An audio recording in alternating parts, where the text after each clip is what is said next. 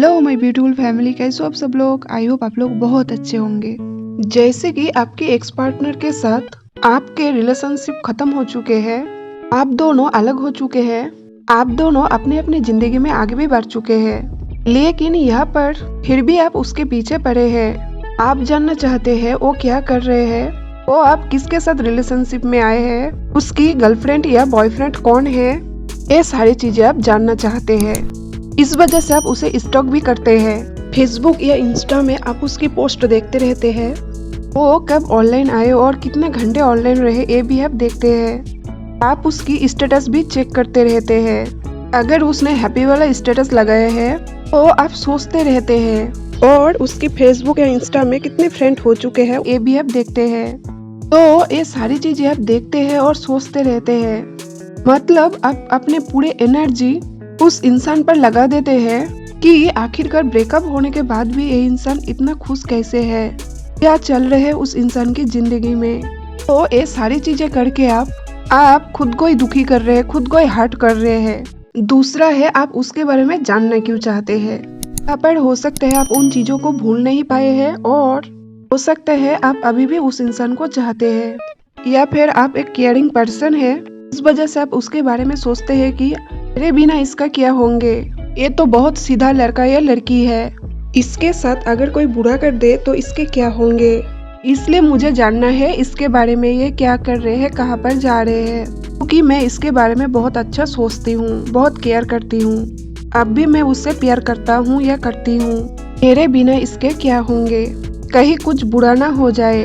ये सारी चीजें आप उसके बारे में सोचते रहते हैं। या फिर मुझे इसे वापस पाना है, कुछ भी करके मुझे इसे हासिल करना ही है, ये सारी चीजें आप सोचते रहते हैं। जैसे कि सिचुएशन कुछ भी हो, आप जितना सामने वाला इंसान के बारे में सोचते हैं, आप उसके बारे में जानना चाहते हैं, इसे आप खुद को ही हर्ट कर देते हैं। लेकिन इसे सामने वाले इंसान को कोई फर्क नहीं पड़ेंगे, आपको सिर्फ फर्क पड़ेंगे, आप खुद हर्ट होंगे।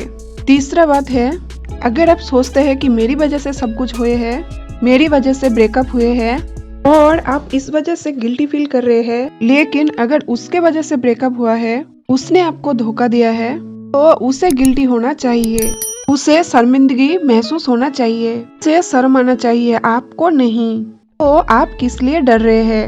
अगर सामने वाला इंसान ने ब्रेकअप किया है तो आप यहाँ पर अपने आप को दोष क्यों दे रहे हैं। आप नजरें उठाकर बातें करिए, आप खुद को क्यों सजा देंगे, आप खुद क्यों भुगतेंगे।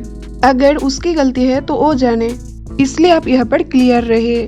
चौथा है, जैसे कि अगर ब्रेकअप आप दोनों के डिसीजन से ही हुआ है, आप दोनों में बहुत ज्यादा लड़ाई हो रहे थे, एक दूसरे के साथ बनते ही नहीं है, तो आप दोनों ने एक दूसरे के डिसीजन से अलग हो गए, तो आपको यहाँ पर समझना चाहिए कि आप दोनों में चीजें काम नहीं कर रहे हैं, आप खुद सुकून से रह नहीं पा रहे हैं, तो अकेले ही रहना सीखिए।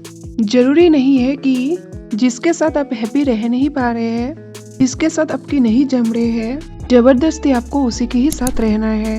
आप अकेले रहकर भी खुश रह सकते हैं, सुकून से रह सकते हैं। इसलिए खुद के शांति के लिए, खुद के सुकून के लिए, कि खुद के जो शांति है, जो मेंटल पीस है, वो डगमगाए ना या भंग ना हो जाए, फिर से आप दोबारा उस ब्रेकअप की सिचुएशन में ना चले जाए। इसलिए अगर सुकून चाहते हैं, शांति चाहते हैं, तो उस इंसान को आप हर जगह से ब्लॉक कर दीजिए, उसके नंबर डिलीट कर दीजिए, या सोशल मीडिया से आप उसे अनफॉलो कर दीजिए। कि ये सारी चीज आप उनके लिए नहीं कर रहे हैं, ये चीजें आप खुद के लिए कर रहे हैं, खुद के मेंटल पीस के लिए कर रहे हैं, खुद के खुशी के लिए कर रहे हैं। इसलिए उसके साथ कोई भी वास्ता मत रखिए। वो जाना चाहते थे, आप जाने दीजिए, और खुद के ऊपर ध्यान दीजिए, कि एक्स को एक्स ही रहने दीजिए। ये साइकोलॉजी हो या स्पिरिचुअलिटी हो, दोनों तरफ से ही एक्स को एक्स ही रहने दीजिए।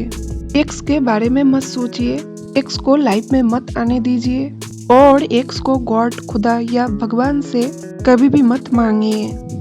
मतलब मैनिफेस्ट मत कीजिए, अगर मांगेंगे या मैनिफेस्ट करेंगे तो फिर से धोखा मिलेंगे। इसलिए एक्स को एक्स ही रहने दीजिए और जिंदगी में आगे बढ़िए। मिलते हैं नेक्स्ट वीडियो में, तब तक आप अपना ख्याल रखिए और खुद से ढेर सारा प्यार कीजिए।